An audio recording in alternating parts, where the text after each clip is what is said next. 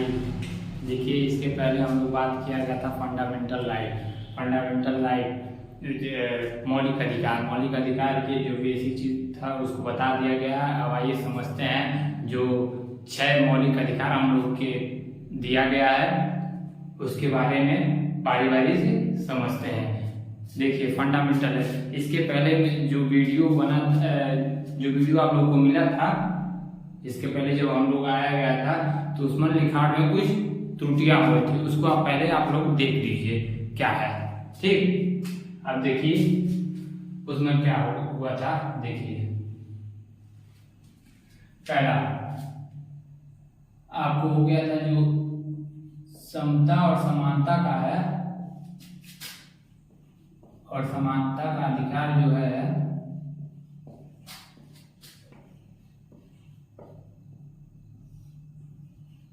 का अधिकार, यह आप लोग को अनुच्छेद 14 से 28 तक बताया गया, 12 से 28 तक बताया गया था, जबकि वो सही है 14 से 18 तक। 14 से 18 तक।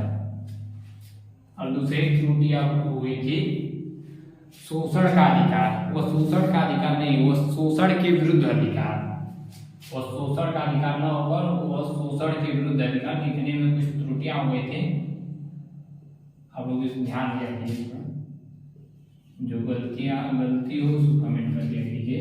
देख लिया शोषण के विरुद्ध अधिकार।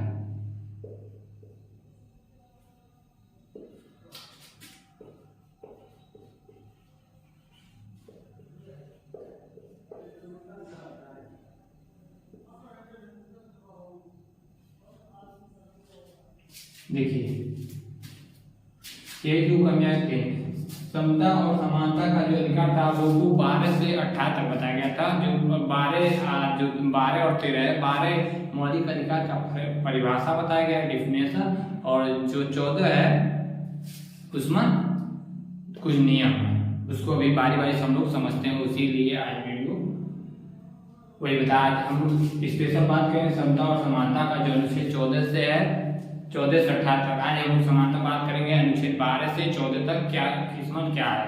ठीक, आइए समझते हैं, इसको देख लीजिएगा।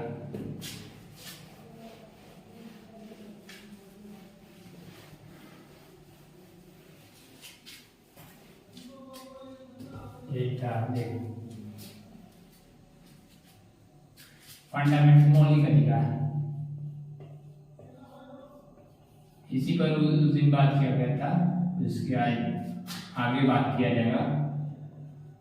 मौलिक अधिकार फंडामेंटल राइट्स।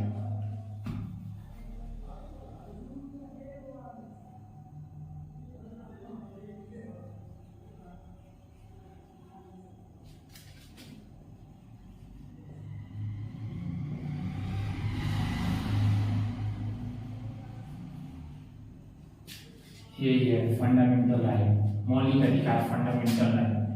अब आज हम लोग मुख्यतः बात करेंगे समानता, जो फर्स्ट अधिकार है समानता का अधिकार, जो अनुच्छेद 14 से 18 तक है। हम लोग बात करेंगे 12 से, अनुच्छेद 12 से, आज हम लोग का टॉपिक रहेगा 12 से 18 तक। आज हम लोग 12 से 18 तक समझेंगे क्या है समानता। जो समानता का अधिकार है वो 14 से 18 तक है आप लोगों का। ठीक, आइए बारी समझते हैं क्या है। देखिए अनुच्छेद 12 में क्या बताया गया है। अनुच्छेद 12 में बताया गया है, अनुच्छेद मौलिक अधिकार जो फंडामेंटल राइट है उसका अनुच्छेद 12 में उसका डेफिनेशन परिभाषा बताया गया हुआ है। देखिए उसमें क्या, पहला है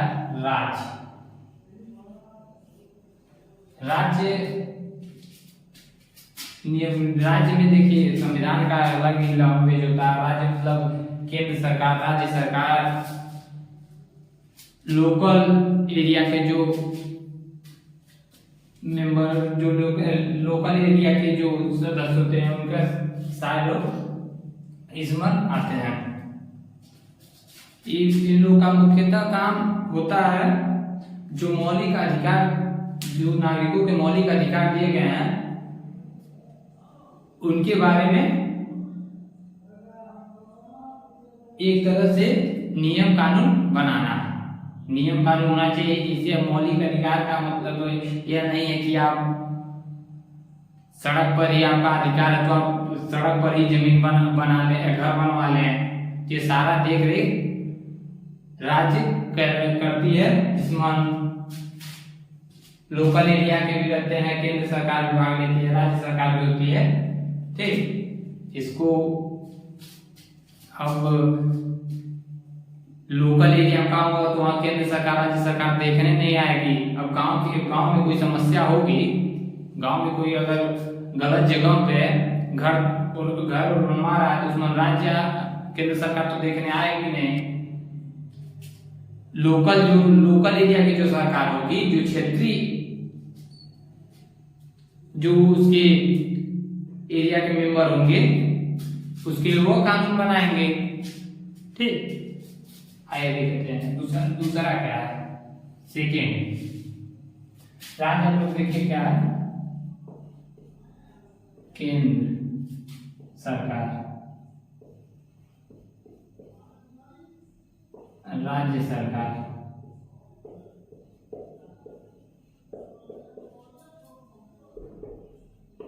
क्षेत्रीय, जो लोकल एरिया के लोकल क्षेत्रीय सदस्य कर सकते हैं आप लोग।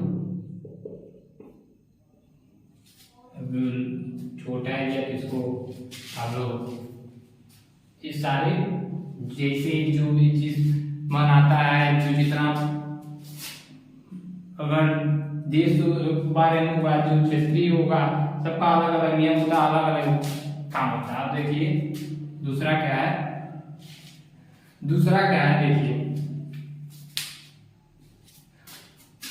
दूसरा आपको यह है कि आपको मौलिक अधिकार में स्वतंत्रता का अधिकार मिला हुआ है तो आप किसी को बेवजह दूसरे को गाली नहीं दे सकते, ना उसको मार सकते हैं। ठीक, दूसरों को बेवजह बिना किसी बात पर गाली नहीं दे सकते हैं। आपकी स्वतंत्रता वहीं शून्य हो जाती है जहां दूसरों को तकलीफ होता है। ठीक, इसमें होता है अल्पीकरण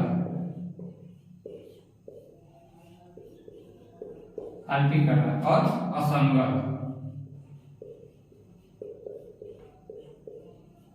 अल्पीकरण और असंगत देखिए, स्वतंत्रता का अधिकार तो मिला हुआ है, लेकिन यह नहीं है कि आप किसी को गाली दे दें, मार दें, उसको भी तो अधिकार है गाली देने का, मारने का। इसलिए जहां आपके द्वारा अगर किसी को तकलीफ होता है तो आपकी स्वतंत्रता नगण्य शून्य हो जाती है। असंगत क्या है, उसी बारे में असंगत। देखिए स्वतंत्रता मिली है तो आप लोगों को जिसे स्वतंत्रता, मौलिक अधिकार में स्वतंत्रता मिली है कि आप पूरे देश में आप कहीं किसी भी कोने पर स्वतंत्रता पूर्वक घूम सकते हैं। स्वतंत्रता पूर्वक कहीं भी आप घूम सकते हैं।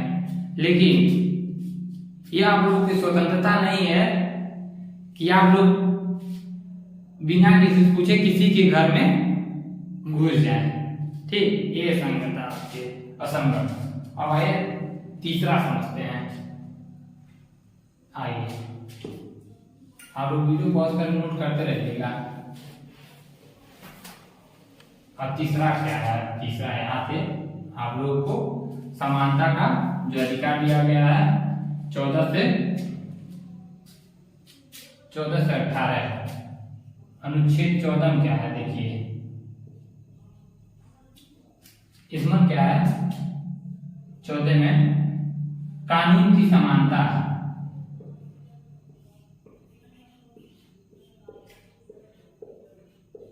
कानून की समानता। देखिए 14 में क्या बताया गया है, 14 में आप लोग ये बताया गया है कानून की समानता।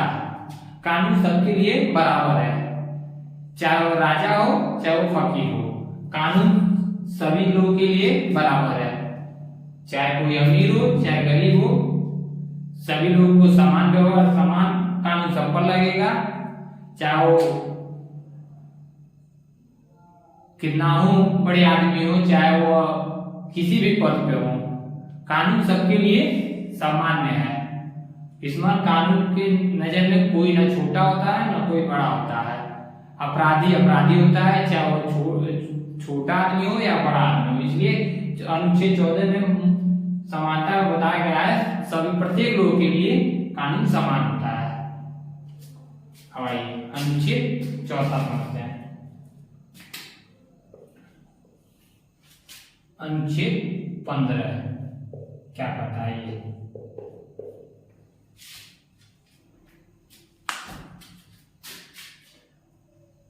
अनुच्छेद 15 क्या कहता है कि आप किसी भी जाति के, किसी भी जात के, किसी भी वंश के, किसी भी धर्म के, किसी भी जन्म स्थान से हो, आपको कोई इसमें अंतर नहीं होगा। आप किसी भी जात मजहब किसी भी जगह से हो, देखिए किसी भी जात के, धर्म, वंश, जन्म स्थान,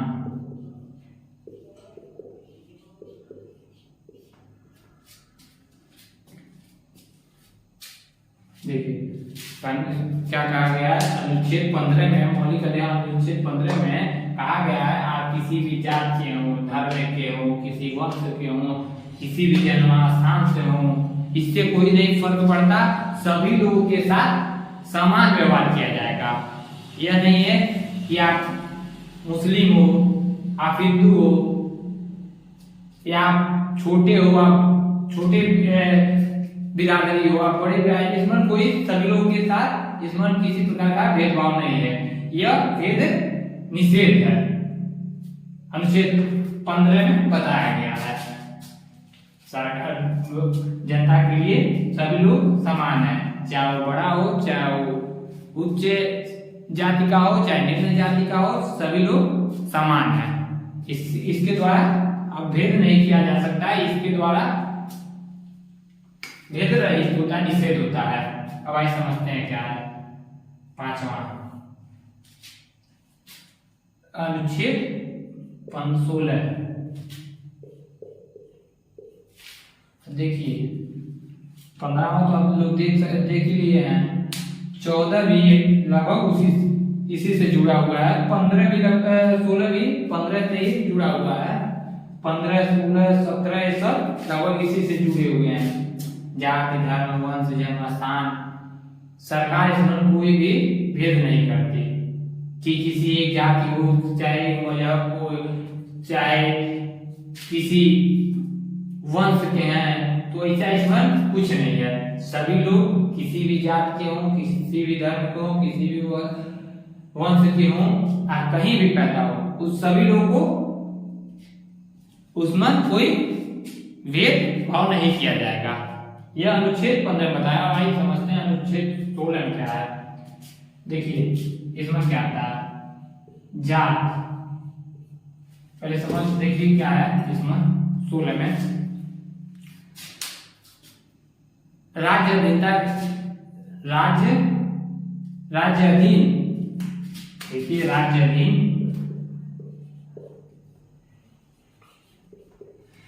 जितने भी नौकरियां होंगी या नौकरियां हो या कोई पद हो, सभी लोगों के साथ समान व्यवहार, सभी लोगों को समान अवसर दिए जाएंगे। किसी एक जाति वंश या जन्मस्थान के इसमें कोई रूल नहीं होगा। कि फला जाति का है या इस जाति का है या छोटे बिरादरी का है, सभी लोगों को राज्य के अधीन जितनी नौकरियां, जितने भी पद होंगे, सभी लोग किसी भी जात के हों, हाँ योग्यता होनी चाहिए।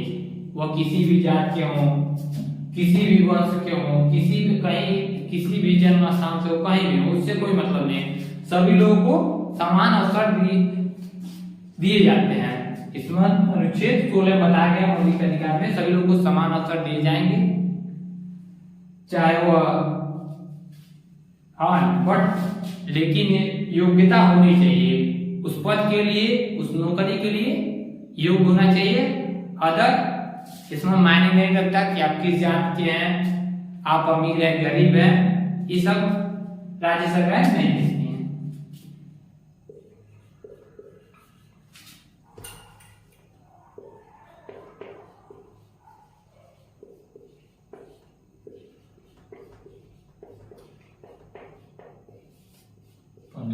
ठीक है, अब आइए समझते हैं अनुच्छेद 16, अनुच्छेद 17।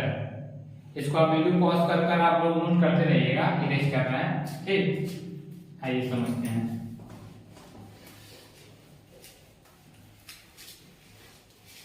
अब देखिए,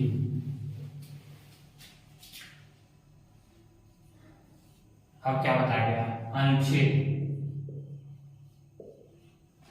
अनुच्छेद 17 में क्या बताया गया है? अप्रशिष्यता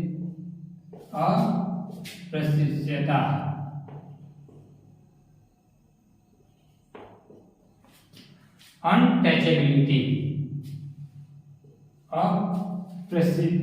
अप्रशिष्यता जिसको हम छुआछूत करते हैं, इसको हम कह सकते हैं छुआछूत।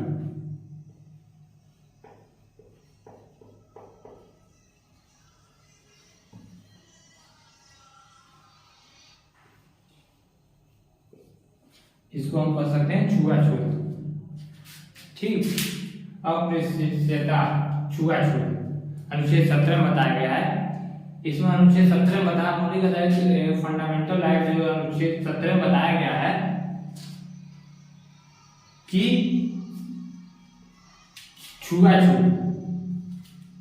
छुआछूत नहीं है।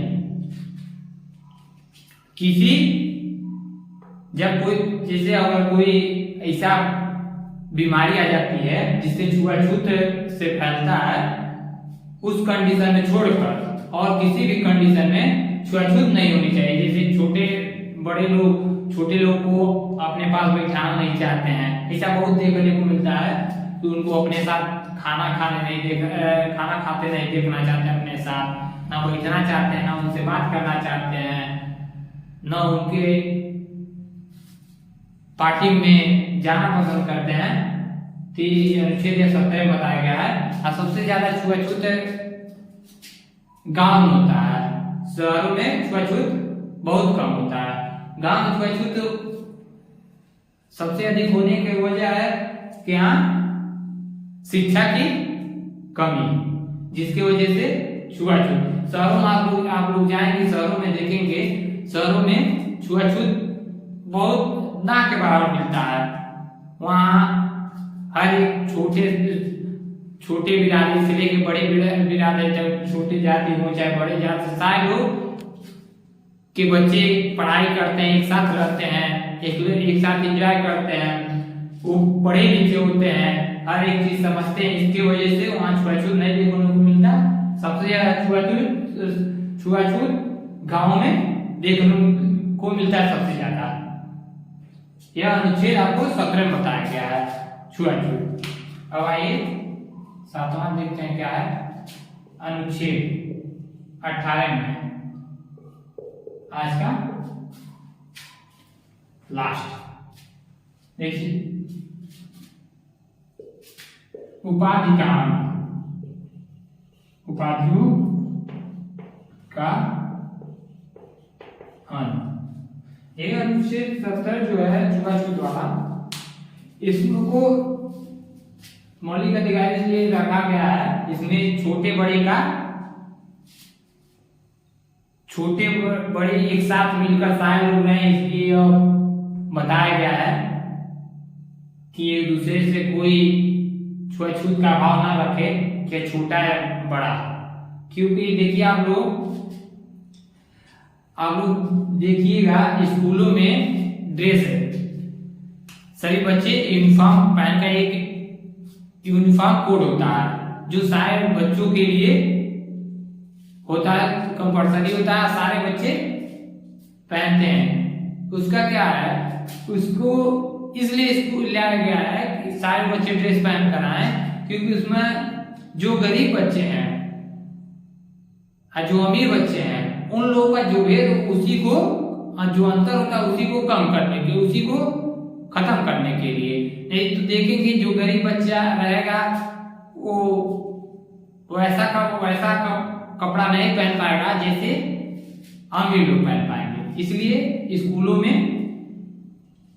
ड्रेस की व्यवस्था की गई है जो ठीक है। अब देखिए अनुच्छेद क्या है, अनुच्छेद 18 क्या बताया गया, उपाधियों का मान। देखिए अनुच्छेद 17 कहता है छुआछूत समाप्ति के लिए, इसे अनुच्छेद 18 क्या कहता है। देखिए अनुच्छेद 18 कहता है कि आप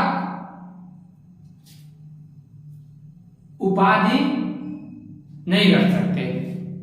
जैसे देखेंगे पहले जो होता था महाराजा, राजा, सम्राट, ऐसे कहकर अलग अलग नामों से उपाधियों से पुकारा जाता था, जो अनुच्छेद 18 से समाप्त कर दिया गया। मौलिक अधिकार दिया उपाधि का मान, आप उपाधि नहीं रख सकते।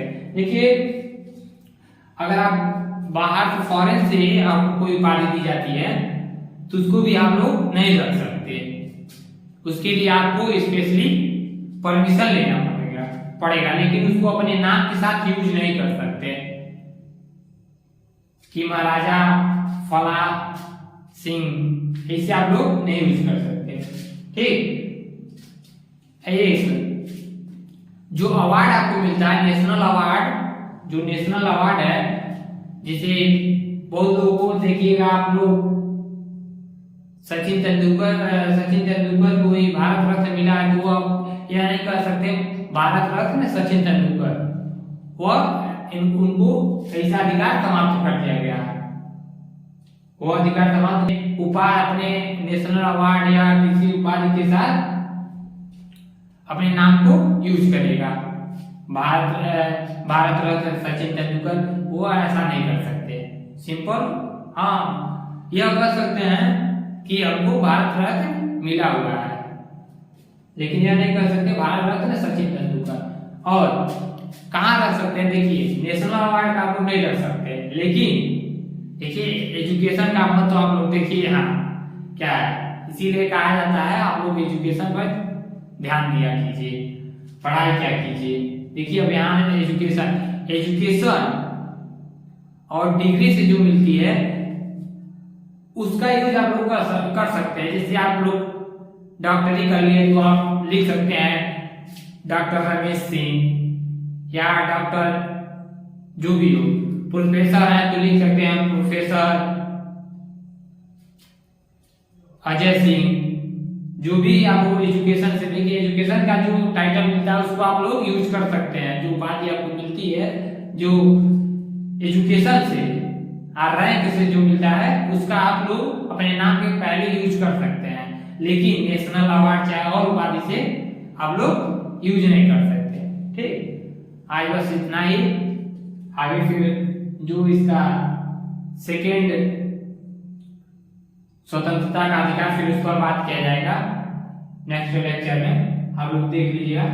आप कोई लिखावट में देखिए, लिखावट में अगर कोई कुछ त्रुटियां हो जाती है आप लोग उसको कमेंट करके बता दिया कीजिए, क्योंकि यहाँ बोर्ड पर जल्दी बताया जाता है तो कुछ त्रुटियां हो जाती हैं या आप अपने देखकर सुधार कर लिया कीजिए।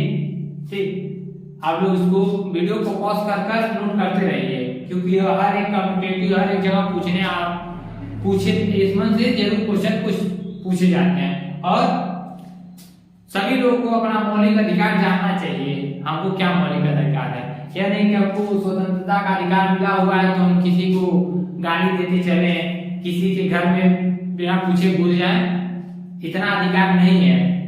आपका वहां अधिकार समाप्त हो जाता है जहां दूसरों की दिक्कत होता है, जहां दूसरों को परेशानियां आती है, वहां आपकी स्वतंत्रता समाप्त हो जाती है। इसलिए आप लोग वीडियो को पॉज कीजिए, नोट करते रहिए। नेक्स्ट लेक्चर में फिर बात किया जाएगा इसका सेकंड जो स्वतंत्रता का अधिकार है उस पर बात किया जाएगा। ठीक।